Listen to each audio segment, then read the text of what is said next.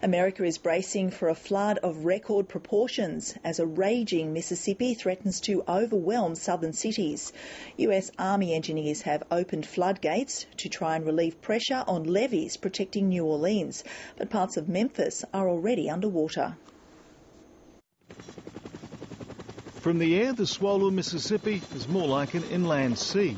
Fed by snowmelt and heavy rains, America's great river is threatening southern towns from Memphis to Baton Rouge and New Orleans. In Memphis, hundreds have abandoned their homes, with low-lying neighbourhoods already inundated. I need one more row right here. Water is now barely a block away from the Naylor home. It's my house. It's my house, and I want to be... once everything is over and done with, I would prefer to have somewhere to stay.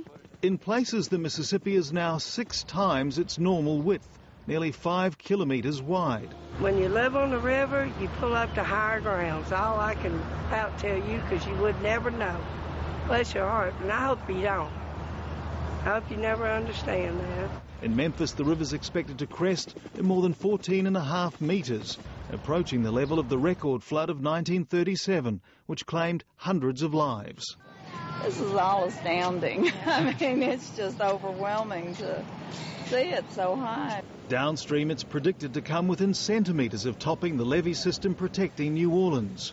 North of the Big Easy, Army engineers have opened a giant spillway to try and relieve the pressure. If we didn't have the elements that were put in place in 27 there today, this would be a massive disaster that would dwarf Hurricane Katrina.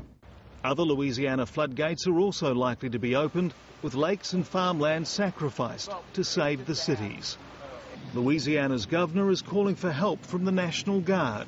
US officials say so far the levees are holding, but there's so much water flowing in the system, the raging Mississippi isn't expected to reach its peak around New Orleans for another fortnight.